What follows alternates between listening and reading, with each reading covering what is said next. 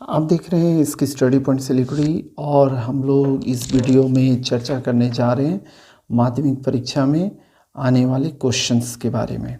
जी हाँ, इस वीडियो में हम लोग एरिथमेटिक पर चर्चा करेंगे, अंकगणित के ऊपर में कौन से क्वेश्चंस या किस प्रकार के क्वेश्चंस आने वाले हैं। तो चलिए ध्यान से देखिए, आप अपने स्क्रीन पर ध्यान से देखिए कि किस तरह के क्वेश्चंस आ सकते हैं। अगर आप ध्यान से देखेंगे तो आपको पता चलेगा कि क्वेश्चन नंबर 5 जो होता है वो अंकगणित से होता है, 5 नंबर का क्वेश्चन होता है और आपको किसी एक प्रश्न को करना पड़ता है। जैसा कि आप सभी को मालूम होगा कि अंकगणित के लिए एक्सरसाइज 2 और एक्सरसाइज 6 और एक्सरसाइज 14 ही अलॉटेड किया गया है जिनको आपको पढ़ाई करना है। सरल ब्याज, चक्रवृद्धि ब्याज और साझेदारी व्यवसाय, इन तीनों एक्सरसाइज के ऊपर बेस्ड किया हुआ क्वेश्चन हमेशा आता है। उम्मीद है कि आपको समझ में आ गया होगा।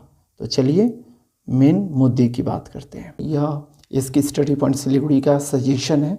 आप इस भ्रम में बिल्कुल नहीं रहिएगा कि जो मैं बता रहा हूँ 100% वही आने वाला है, क्योंकि मैथमेटिक्स ऐसा सब्जेक्ट है जिसमें 100% गेस कर पाना संभव नहीं होता है। फिर भी एक तरह का सजेशन तैयार किया जाता है कि यहाँ प्रोबेबिलिटी इस तरह के क्वेश्चंस की आने की संभावना ज़्यादा रहती है। ठीक है, जो मैंने बताया एक्सरसाइज 2, 6 एंड 14 आपको पढ़ने हैं, सिंपल इंटरेस्ट, कंपाउंड इंटरेस्ट और पार्टनरशिप व्यवसाय वाले।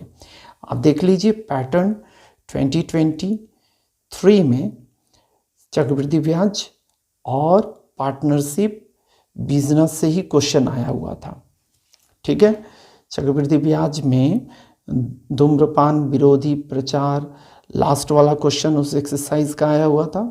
ठीक है, बाद वाला पार्ट से, और उसके बाद में साझेदारी व्यवसाय से क्वेश्चन आया हुआ था। ठीक, किंतु 2022 की जब बात करते हैं तो चक्रवृद्धि ब्याज और पार्टनरशिप बिजनेस से मतलब साझेदारी व्यवसाय से ही क्वेश्चन आया। उसी तरह से 2021 का क्वेश्चन मेरे पास नहीं था इसलिए मैं नहीं बता पा रहा हूँ। 2020 का देखिएगा तो सिंपल इंटरेस्ट और साझेदारी व्यवसाय। 2029 में देख लीजिए कंपाउंड इंटरेस्ट और साझेदारी व्यवसाय। 2018 में देख लीजिए किस तरह से क्वेश्चन था। 2017 का देख लीजिए।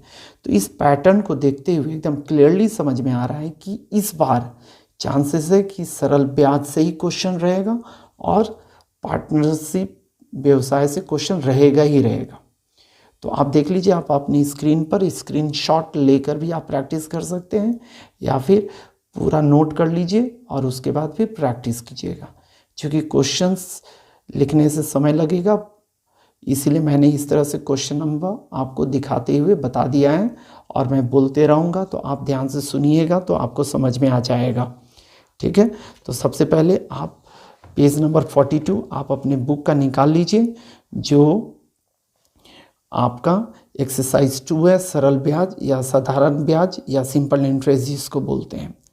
ठीक है, इस एक्सरसाइज में बेसिकली 2 ही फॉर्मूले हैं, A = P + SI और SI = PRT/100। इसी का यूज़ करता हुआ आपको सारा क्वेश्चन करना है। तो पेज 42 में क्वेश्चन नंबर 25 जो है वो बहुत इम्पॉर्टेंट है, इसीलिए 3 टिक मैंने लगाया। 26 भी उसी तरह का है तो उसको भी टिक लगाया। तो इस क्वेश्चंस को आप प्रैक्टिस कीजिएगा क्योंकि 2022 में इस तरह के क्वेश्चन आए हुए हैं। फिर बुक का एक्सरसाइज नंबर 2 जो कहलाता है 46 पेज पर आ जाइए आप और ध्यान से देखिए। उसमें जो क्वेश्चंस हैं 46 और 47 पेज पे क्वेश्चन नंबर 13 जिस तरह के क्वेश्चन 2022 में आए हैं उसको मैं बोल रहा हूँ। ट्रिपल मार्किंग देखिए, उस तरह के क्वेश्चंस की प्रोबेबिलिटी मुझे लगती है कि ज़्यादा है। क्वेश्चन नंबर 14 जो देख लीजिए, अमल राय और पशुपति घोष पोस्ट ऑफिस और बैंक के ऊपर में आधारित क्वेश्चन है। क्वेश्चन नंबर 18 देख लीजिए जिसमें दीपू बापू वाला क्वेश्चन है, उस क्वेश्चन को देखकर ध्यान से प्रैक्टिस कीजिए। 19 नंबर जो है घर भाड़ा वाला क्वेश्चन है। ठीक है, बैंक से उधारी लिया, प्रतिमाह भाड़ा से प्राप्त करने के बाद में जो पैसा वो लौटाता है तो कितना ऋण, कितने वर्ष में ऋण चुकाया। तो इस तरह का जो क्वेश्चन है वो क्वेश्चन और 13 नंबर, ये दोनों ज़्यादा इंपॉर्टेंट है, इसलिए अंडरलाइन मैंने ज़्यादा किया हुआ है। और 14, 18 भी है, 20 को भी थोड़ा देख लीजिएगा क्योंकि यह भी इम्पॉर्टेंट क्वेश्चन में ही आता है। ठीक है, तो अब बात करते हैं चक्रवृद्धि ब्याज का। देखिए, चक्रवृद्धि ब्याज उतना इम्पॉर्टेंट मुझे इस बार नहीं लग रहा है, किंतु आप इसको नेगलेक्ट नहीं कीजिएगा।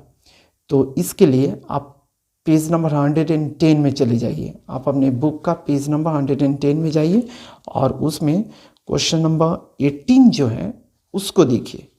क्वेश्चन नंबर 18 में जब आप देख रहे हैं तो आपको समझ में आ जाएगा कि 2 वर्ष के सरल ब्याज और चक्रवृद्धि ब्याज दिया हुआ है। यहाँ पे 400 दिया हुआ है और 410 दिया हुआ है। तो आप इस चीज़ को इतना कम नहीं लीजिएगा, 4000 भी हो सकता है, 4100 भी हो सकता है। तो इस तरह से क्वेश्चन को मान के आप प्रैक्टिस कीजिएगा। ठीक है, इस तरह के बेस के अब क्वेश्चंस आते हैं रहे हैं, इसीलिए मैं इस क्वेश्चन पे थोड़ा फोकस ज़्यादा दे रहा हूँ।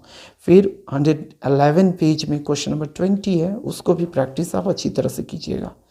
चले आइए पेज नंबर 113 में, जो एक्सरसाइज आपका है 6.1, उस पर फोकस कीजिए। क्वेश्चन नंबर 13, ठीक, जिसमें आपका चक्रवृद्धि ब्याज और सरल ब्याज में अंतर देने वाला क्वेश्चन दिया गया, उसको प्रैक्टिस कीजिए। 17 इंपॉर्टेंट क्वेश्चन में आता है, जो मैंने एग्जाम्पल में भी बताया, उसको प्रैक्टिस कीजिएगा।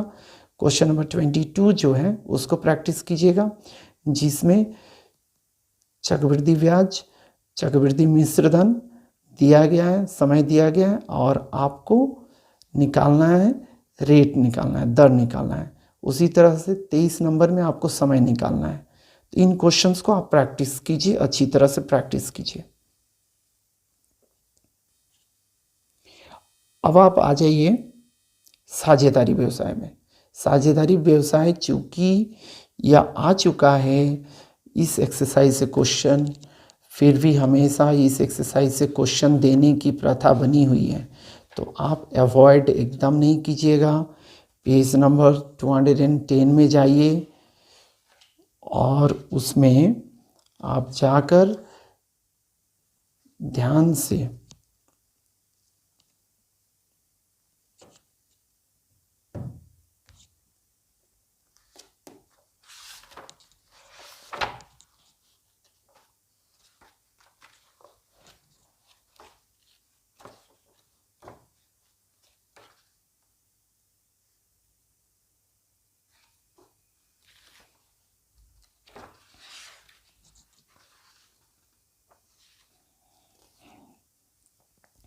अब बात करते हैं साझेदारी व्यवसाय का। साझेदारी व्यवसाय काफ़ी इम्पॉर्टेंट एक्सरसाइज है, क्योंकि इसमें से क्वेश्चन हमेशा देता रहा है। तो इसीलिए आप इस चैप्टर को, इस एक्सरसाइज को आप अवॉइड नहीं कीजिएगा। पेज नंबर 201 पर आ जाइए और इसमें अमीना बीबी, रमेन बाबू, ईशिता चाची पर बेस्ड किया हुआ जो क्वेश्चन है उसको प्रैक्टिस अच्छी तरह से कीजिएगा। उसी तरह से 202 पेज में आप देखिए, क्वेश्चन नंबर 11 जो है वह एक बार माध्यमिक में आ चुका है, इसलिए इस क्वेश्चन को भी आप अवॉइड नहीं कीजिएगा, एकदम अच्छी तरह से प्रैक्टिस कीजिए। अब आ जाइए आप बुक का एक्सरसाइज 14 जो साझेदारी व्यवसाय का है, उसमें क्वेश्चन नंबर 6 को थोड़ा प्रैक्टिस कीजिएगा। यह उतना ज़्यादा इम्पॉर्टेंट नहीं दिखता है जितना मुझे क्वेश्चन नंबर 8, 9 और 14 दिखता है। 8 नंबर बहुत इम्पॉर्टेंट है, इसको एकदम अच्छी तरह से प्रैक्टिस कीजिए। फिर 9 को भी प्रैक्टिस कीजिए, फिर 14 नंबर को कीजिएगा, 14 भी इम्पॉर्टेंट है। तो मुझे लगता है कि इतने क्वेश्चंस अगर आप कर लेते हैं तो पॉसिबिलिटी है कि अंकगणित में आपको कॉमन क्वेश्चंस मिल जाएं। आप सारे प्रैक्टिस कीजिएगा, किंतु चूँकि अब समय कम है तो आपको प्रैक्टिस करने हैं, इम्पॉर्टेंट क्वेश्चन या क्वेश्चन पेपर सॉल्व करना है। तो चलिए, इस वीडियो में इतना ही। Thank you very much for watching this video.